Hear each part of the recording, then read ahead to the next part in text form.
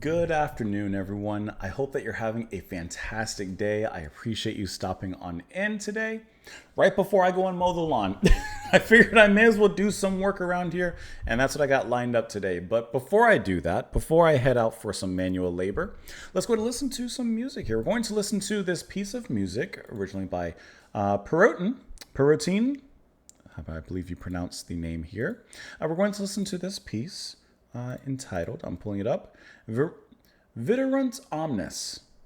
Viderunt omnes, which I don't know the translation of what that's going to mean. Perhaps it's Latin, but we'll get to that as we move forward. We'll put it in for it afterwards. We're listening to this because it was suggested and sponsored by Alan. Alan, thank you so much for the recommendation. Thank you so much for the support as well. I need my headphones before we listen because otherwise you'll be able to hear it, but I won't. So let's go ahead and do that right now. We'll discuss it a little bit after. This is performed by the Hilliard Ensemble, which was recorded in 1989.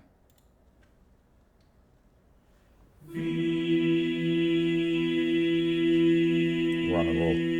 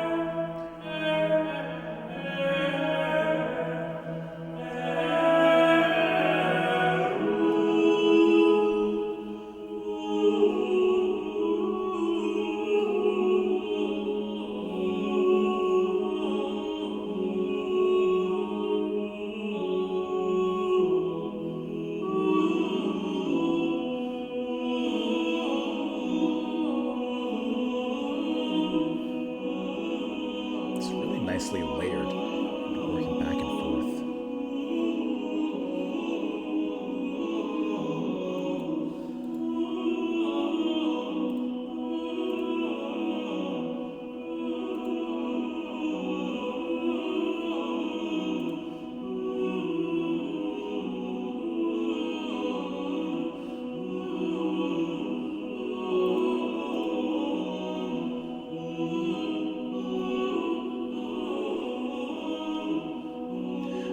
Play with the volume this way.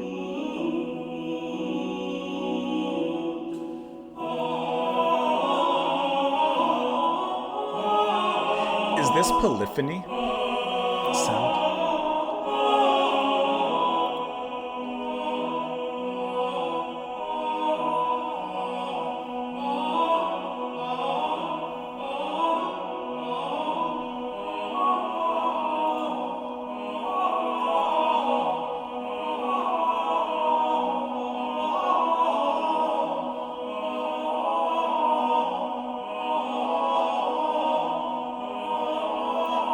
Sustaining the note in the back.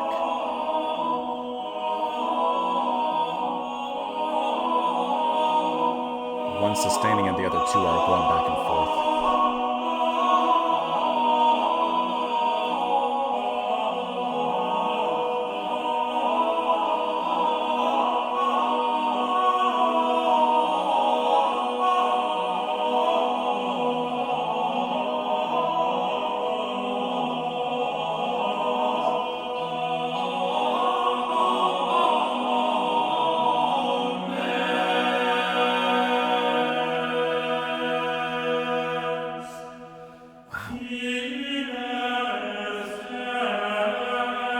way they all came together.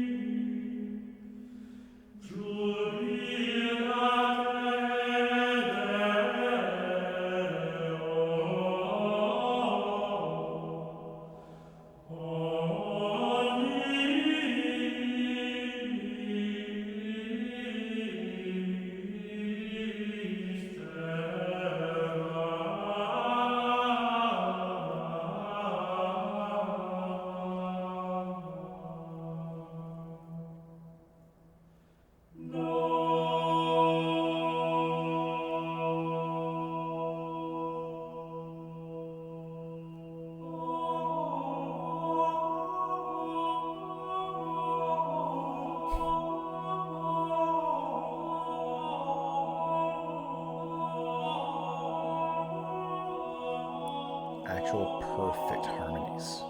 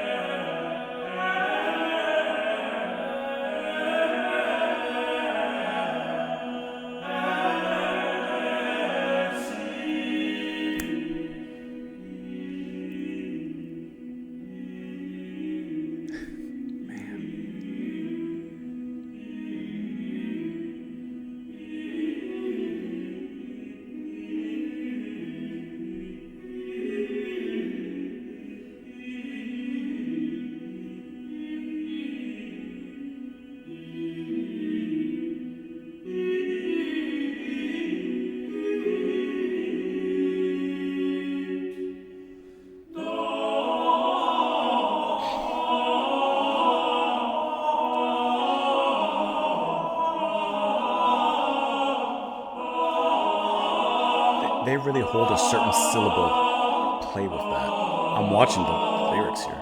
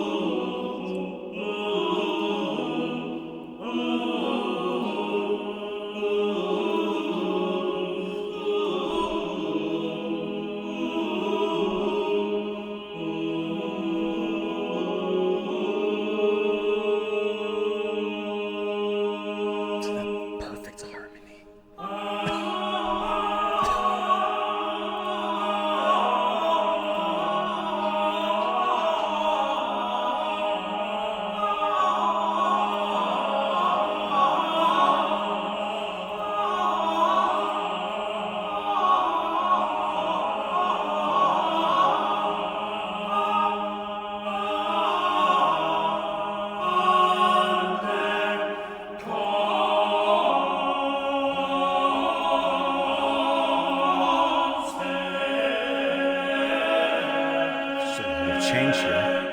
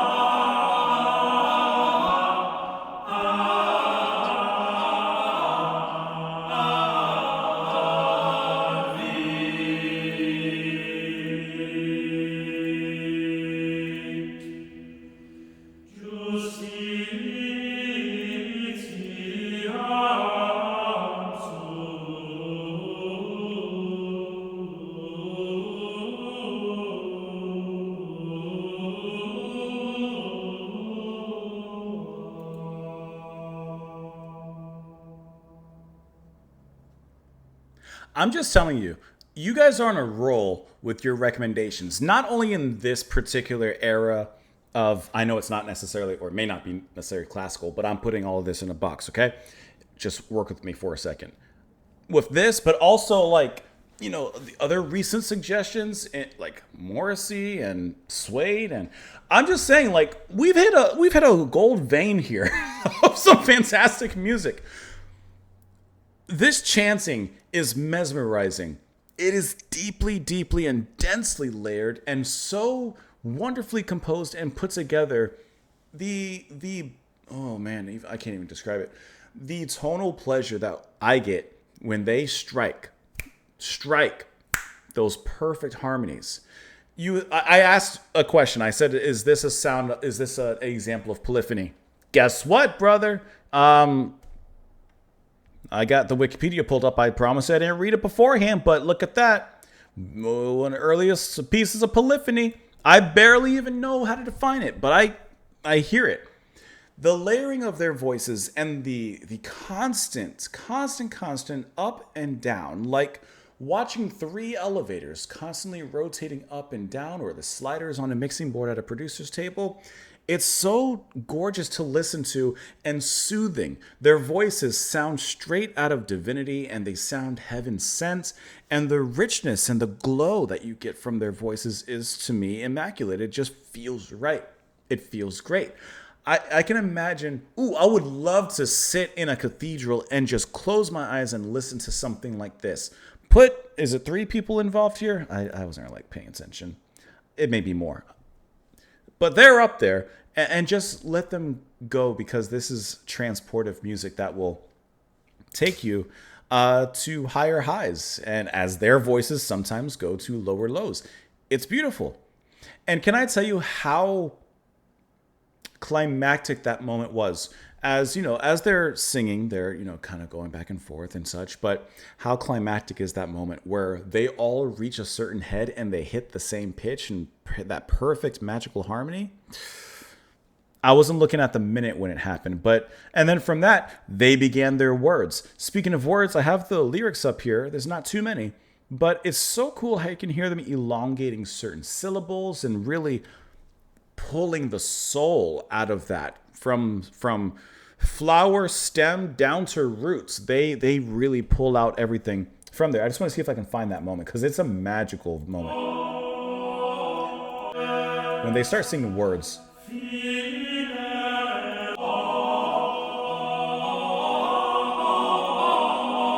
it's right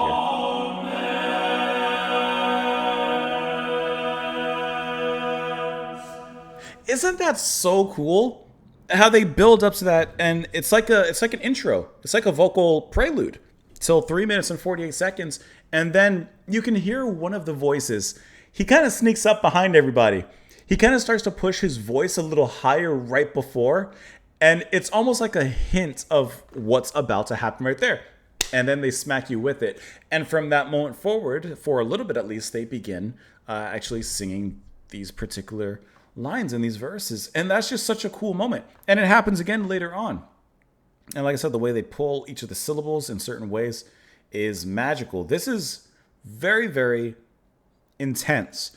Not in a violent intensity, but an ecstatic kind of intensity, like just of pleasure to listen to this. And the way that the production has really nicely captured the walls, and so you have a nice kind of echoey effect. Maybe not echo, maybe more of a reverb, but there's a roominess to the actual space of the music, so it gives their voices somewhere to travel. Not too far, but not too close. It's the right amount of closeness and intimacy and personal space, because it really does feel like it's just us, like, and them singing. Absolutely incredible. Alan, you said that this goes way back to the 12th century. The use of held notes under the upper voices was a big influence on Steve Reich. And you can hear that. You can hear, like I mentioned, some of those. There's at least one singer back there who's holding a certain note. He's sustaining it. And then the other few kind of go back and forth on top of that. Sometimes the lower note will come up and the others will build off of that. I don't know technical terms when it comes to music, so do not correct me, please, but don't come at me. It's almost like they're building deeply complex chords. I think that, like, maybe not necessarily the lowest note in the chord, but the note that the rest of it is built off of is called the root. I don't know. I think. And so that sustained voice acts as the root. And the rest of the singers act off of that, building this very multi-layered, complex chord. I think. I really don't know. Sometimes I hear words in growing up around music, but I don't always know what they mean. But I think I'm close. I think I'm close-ish on this one. And it's very cool how that works there. It says it's a Gregorian chant based on Psalm 98, sung as the gradual at the Masses on Christmas Day, and historically on its octave, the Feast of the Circumcision. Imagine hearing this when you're getting circumcised. I guess to make it a little more sustainable. Two of the many settings of the text are famous as being among the earliest pieces of polyphony by known composers Leonin and Perotin of the Notre Dame School. For French, I should have known that. Perotin.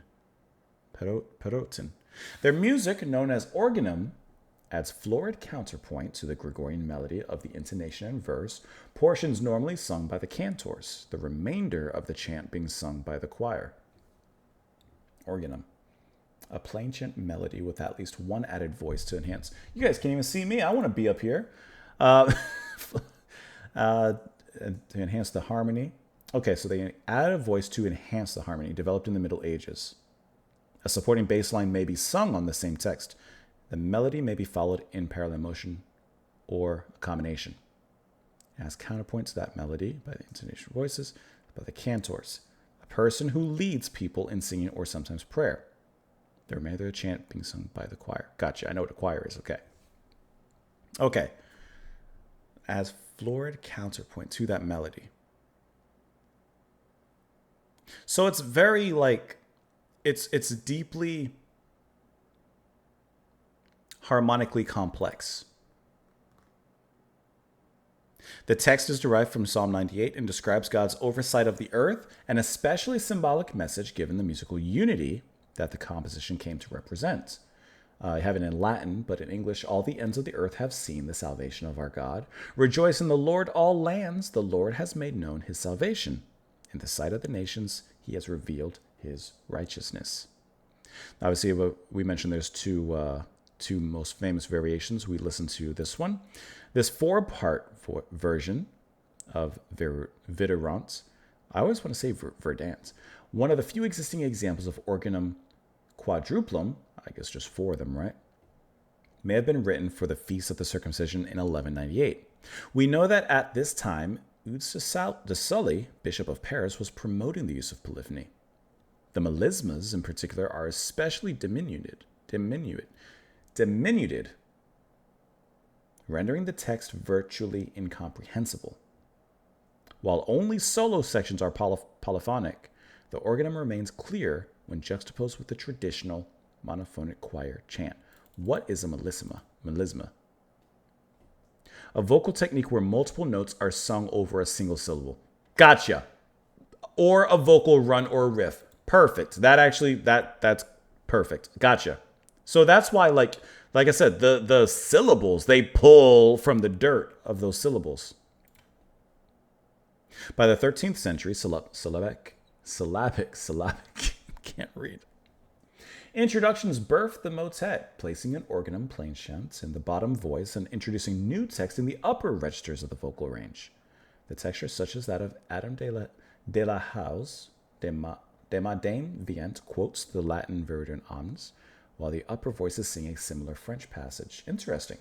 That's kind of interesting. The divergent quality of two simultaneous texts adapts the pieces to a more elaborate syllabic setting.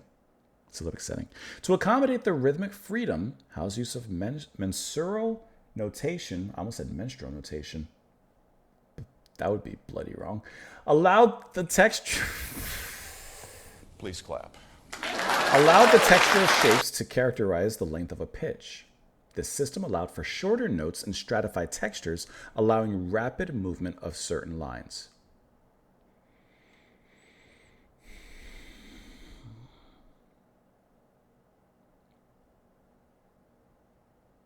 I mean, that does make sense. And that is a really cool technique. Two simultaneous text kind of on top of each other. This is like a deep lesson on layering and kind of composing, not necessarily from A to B, but A on top of B, on top of C, on top of D, etc. And then here's the actual album for those interested in such. And here's, of course, the featured artist. That was really, really cool. We are on a run. We have hit a run on this channel recently. Alan, thank you so much for the recommendation. Thank you so much for the suggestion as well. Hope that you guys enjoyed it. Maybe you learned something from it. Maybe you've gained something from it. I hope that you have. I'm gonna go mow the lawn now. Hope you guys have a wonderful rest of your day, and I will see you all tomorrow. Bye.